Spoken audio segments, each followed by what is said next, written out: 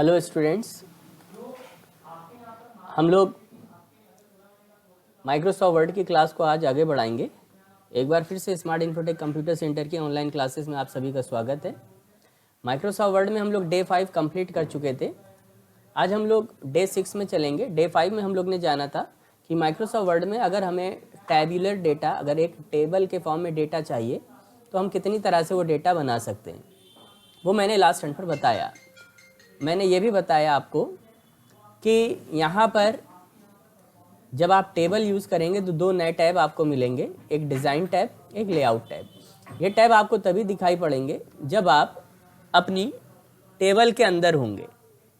जैसे ही cursor table के बाहर आपका होगा इस तरह से, तो देखिए ऊपर व्यू के बाद वो जो दो टैब डिज़ाइन और लेआउट आ रहे थे वो अब यहाँ पर नहीं आ रहे हैं। तो वो तभी होंगे जब आप टेबल के अंदर काम कर रहे होंगे, क्योंकि वो टेबल की ही प्रॉपर्टीज़ है। आज हम लोग डिज़ाइन की तरफ पहले आगे आएंगे। डिज़ाइन में आगे आने के बाद फिर हम लोग लेआउट पर आगे आएंगे। डिज़ाइन में देखते हैं, आगे बढ़ते हैं। मैं ये डेटा छोटा सा बना लिया है मैंने। आप भी एक छोटा सा डेटा टेबल पे बनाएंगे ताकि सारे ऑप्शन आपको समझ में आए। इसके सारे ऑप्शन को मैंने डिस्क्राइब कर रखा है। जो भी ऑप्शंस आपको दिख रहे हैं ये सारे ऑप्शन ये हैं, और लेआउट में जो भी ऑप्शन है ये सारे ऑप्शन आपको आपकी नोट्स वाली फाइल में नज़र आ जाएंगे। उससे आप अपने नोट्स को कंप्लीट करके चलेंगे। मैं प्रैक्टिकली बता रहा हूँ, थ्योरेटिकल पोर्शन आपको आपके नोट्स में मिलेगा, नोट्स वाली फाइल में। सबसे पहले हम डिज़ाइन टैब को कंप्लीट कर लें। डिज़ाइन टैब में सबसे पहले हम यहाँ पर अगर देखें तो हमारा टेबल स्टाइल दिया हुआ है। टेबल अभी आपकी सिंपल है, आप इसको थोड़ा सा प्रोफेशनल लुक देना चाहते हैं तो यहाँ बने बनाए देखिए डिज़ाइन से आप ये ले सकते हैं। और देखिए नीचे और भी हैं, आप ये डिज़ाइन ले सकते हैं, ये ले सकते हैं। तमाम चॉइस यहाँ पर अवेलेबल है। आप जो भी चॉइस पसंद है, और भी बहुत सारे नीचे अवेलेबल है, देख लीजिएगा। मान लीजिए ये पसंद है तो आपको जो भी डिज़ाइन समझ में आए। इसके बाद इसी स्टाइल्स के ऑप्शन यहाँ पर दिए हुए हैं। जैसे हेडर रो, हेडर रो किसे कहते हैं? जो हमारी नेम, ये जो पहली रो होती है जहाँ पे हम नेम, पोस्ट, सैलरी, हेडिंग लिखे हुए हैं, इसको हम हेडर रो के नाम से जानते हैं टेबल के अंदर। तो हेडर रो में आप देखिए हेडर रो ऑन है। अगर आप हेडर रो ऐसे ऑफ कर देंगे तो हेडर रो हाईलाइट नहीं होगी। या पहले फॉर्मेट थोड़ा सा हम और थोड़ा सा वाला लगवा लें। जैसे सिंपल फॉर्मेट थोड़ा सा लेते हैं। जैसे ये फॉर्मेट ले लिया हमने, ये वाला। अब देखिए हेडर रो आप बंद कर देंगे तो हेडर रो इस तरह से अलग से हाईलाइट नहीं होगी। ठीक है। फर्स्ट कॉलम, ये पहला कॉलम होता है। चूंकि यहाँ पे अभी कॉलम वाइज कोई डेटा बना नहीं है, ये फर्स्ट कॉलम में कोई हेडिंग है नहीं। फर्स्ट कॉलम के लिए होता है ये इस तरह से इफेक्ट। आपको बोल्ड दिख रहा होगा यहाँ पे, जब हम ऑफ कर रहे हैं तो अलग से कॉलम आपको थोड़ा सा दिखाई पड़ेगा। लास्ट कॉलम, अगर आप लास्ट कॉलम पर इफेक्ट देखना चाहें तो लास्ट कॉलम देखिएगा, जो भी इफेक्ट आएगा लास्ट कॉलम पे आएगा। तो लास्ट कॉलम देखिए थोड़ा सा बोल्ड हो रहा है इस तरह से। टोटल रो, टोटल रो यानी जो लास्ट रो होती है वो टोटल रो कहलाती है। उसके लिए बैंडेड कॉलम्स, इस तरीके से आप कॉलम को बैंड कर सकते हैं, यानी सारे कॉलम एक जैसे कर सकते हैं। ऐसे रोज, बैंडेड रोज हो जाएंगी इस तरह से। ये एक स्टाइल प्रॉपर्टीज़ है, इतना कोई बहुत खास इसका यूज़ नहीं है। बेसिकली यूज़ हमारे यहाँ पे स्टाइल्स हैं। आप कोई भी स्टाइल यहाँ से जो चाहें वो लगा सकते हैं। इसके बाद हमारा स्टाइल आपको नॉर्मल करना हो, वापस से आप यहाँ से नॉर्मल स्टाइल लगा लें। बहुत सारे, पहला वाला आपका नॉर्मल स्टाइल था। फिर आता है हमारा शेडिंग। शेडिंग में जब आप जाएंगे तो आप अपनी टेबल पे शेड दे सकते हैं। शेड के बहुत सारे ऑप्शन यहाँ पे मौजूद हैं, बहुत सारे शेड ऑप्शन अवेलेबल हैं। जो आपके शेड ऑप्शन हैं उनका क्या यूज़ है, कैसे आपको समझना है, ज़रा वो समझ ले आप। जो शेड ऑप्शन है उसमें हम ये जान लें, जैसे आप ये वाली टॉप रो पर हैं, हेडर रो पर हैं, नेम, पोस्ट, सैलरी पर हैं, तो आप शेडिंग इस पे देना चाहते हैं तो देखिए जिस भी कलर को शेड देना चाहें, जितने एरिया पे जिस जगह कर्सर होगा वहाँ पर आपका शेड आ जाएगा। पूरी रो पे देना है तो पूरी रो को आप इस तरह से सिलेक्ट कर लें जैसे मैंने सिलेक्ट किया है। अब आप शेडिंग देना चाहें तो देखिए पूरी रो पर इसका इफेक्ट आएगा, जो भी आप पूरी रो पर इफेक्ट देंगे। आप मान लीजिए इस पूरे पे इतने पे देना है शेड, तो आप जितना एरिया सिलेक्ट करोगे उतना शेड पे इस तरह से कवर हो जाएगा। तो आई होप आपको शेड समझ में आ गया होगा। तो शेड आप जैसा चाहें वैसा ले सकते हैं। बॉर्डर्स, हम आपको अभी लास्ट टर्न पर बॉर्डर पढ़ा के आए थे, जब हमने आपको ध्यान होम पढ़ाया था। होम में मैंने यहाँ पे ये देखिए ऑप्शन पढ़ाया था, इसमें बॉर्डर एंड शेडिंग मैंने पढ़ाई थी। वही ऑप्शन यहाँ पे टेबल के लिए भी अवेलेबल है। यहाँ से आप बॉर्डर्स के अंदर जाएं और यहाँ से डायरेक्ट बॉर्डर शेडिंग पर चले जाएं। बाकी के ऊपर वाले ऑप्शन हम पीछे समझा के आए हैं, एक एक सिंगल बॉर्डर के लिए ये ऑप्शन होते हैं। बॉर्डर एंड शेडिंग पर अगर आप जाएंगे यहाँ से बॉर्डर एंड शेडिंग पर, तो आपको वही विंडो मिलेगी जो लास्ट टर्न पर मैंने आपको शुरू के टर्न पर जब होम पे बॉर्डर पढ़ाए थे जो मिली थी। तो आपको कैसे बॉर्डर चाहिए, अपनी टेबल के बॉर्डर कैसे चाहिए, मैंने कहा हमें हमारी टेबल के जो बॉर्डर चाहिए वो ये चाहिए ऐसे। क्या कलर में चाहिए तो आप कलर भी लगा सकते हैं, मैंने कहा ऐसे ब्लू चाहिए, ओके कर दीजिए। तो आप ध्यान से देखिए आपकी टेबल पे वही स्टाइल आई। अब क्योंकि हमारी टेबल में केवल इतनी रो सिलेक्ट थी यहाँ से यहाँ तक, तो उसी पर उसका प्रभाव आया और ऊपर वाली रो पर नहीं आया। कंट्रोल Z कर रहे हैं। अब की बार हमने पूरी टेबल सिलेक्ट कर ली। पूरी टेबल को एक साथ सिलेक्ट करने के लिए ये बटन का आप इस्तेमाल कर सकते हैं। इस पर क्लिक करें, देखिए आपकी पूरी टेबल एक साथ सिलेक्ट हो गई है। अब आप डिज़ाइन पर जाएं, बॉर्डर पर जाएं। अब की बार हम फिर से कोई बॉर्डर की चॉइस ले लेते हैं। मान लीजिए अब की बार हमने ये लिया, आपकी कलर बदल देते हैं, रेड कर लेते हैं कलर, ओके करते हैं।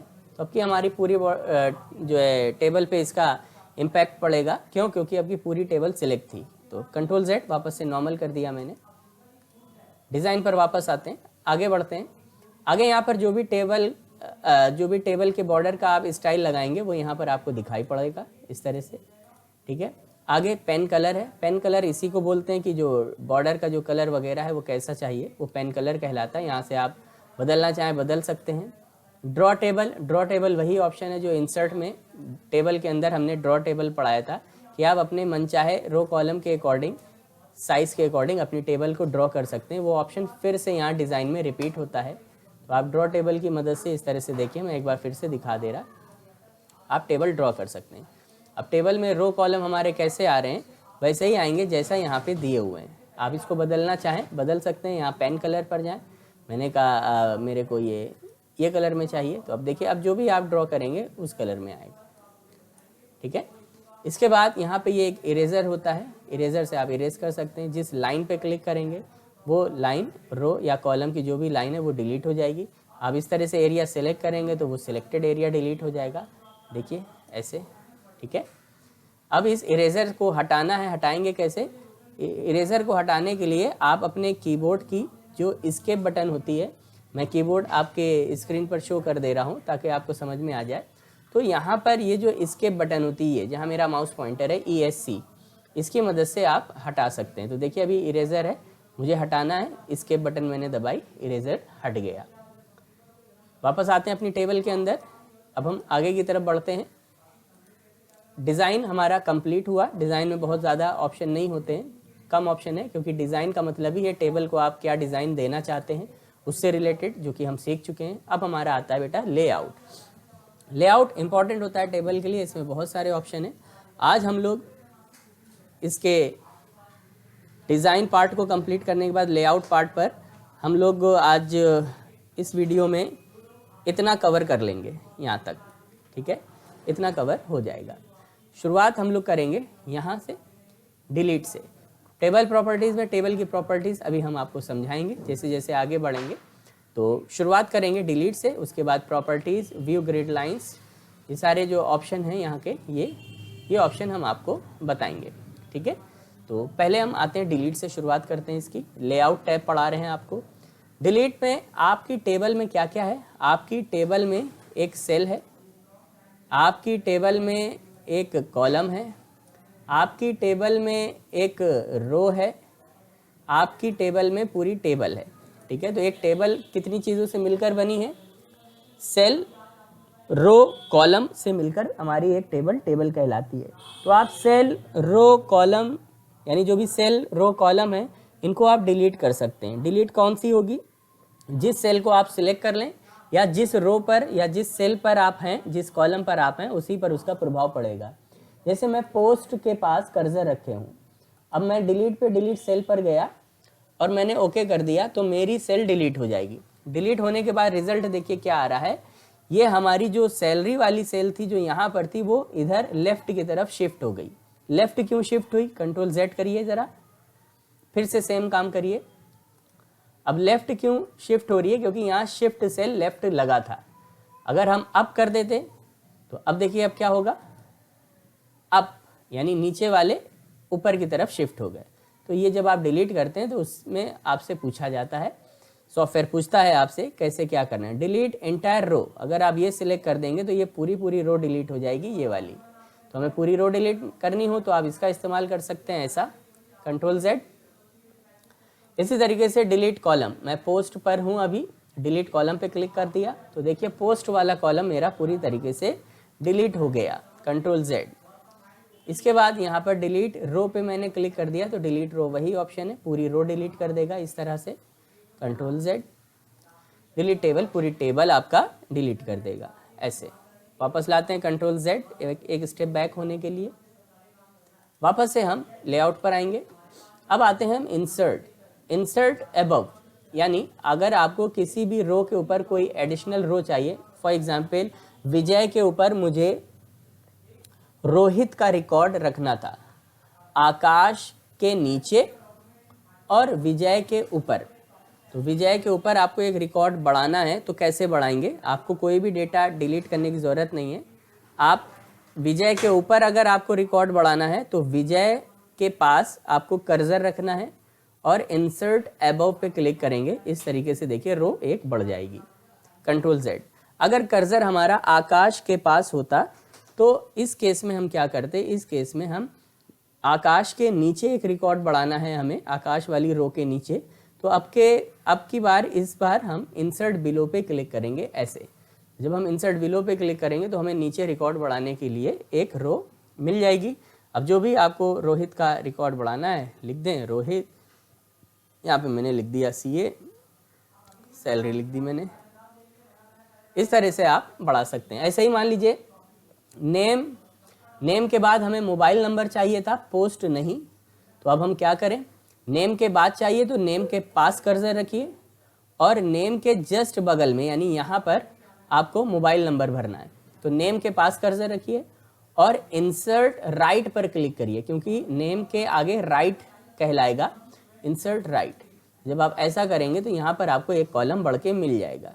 अगर Ctrl+Z, अगर आपका पोस्ट के पास कर्सर होता और पोस्ट से पहले चाहिए होता तो पोस्ट का इधर आपको अगर बढ़ाना है इस साइड यहाँ पे, तो पोस्ट का लेफ्ट है तो यहाँ पे आप कर्सर रखें और इंसर्ट लेफ्ट पर क्लिक करें तो आप कॉलम बढ़ा सकते हैं। यहाँ पे आपको मोबाइल नंबर लिखना है, मोबाइल नंबर आप लिख लें जो भी लिखना है आपको, Ctrl+Z।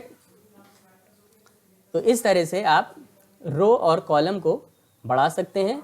Insert above, insert below की मदद से रो बढ़ाएंगे, इंसर्ट लेफ्ट और इंसर्ट राइट की मदद से आप कॉलम बढ़ाएंगे। इसके बाद आपका आता है मर्ज सेल जो कि अभी ऑफ आ रहा है, देखिए एक्टिव नहीं है। बाकी के ऑप्शंस देखिए हम पॉइंटर रख रहे हैं तो वो इस तरीके से हाईलाइट हो रहे हैं जो भी ऑप्शन है, लेकिन देखिए मर्ज वाला एकदम ऑफ है, अभी एक्टिव नहीं है। क्यों? मर्ज का काम क्या होता है, मर्ज का मतलब होता है दो या दो से ज़्यादा चीज़ों को मिलाकर एक करना।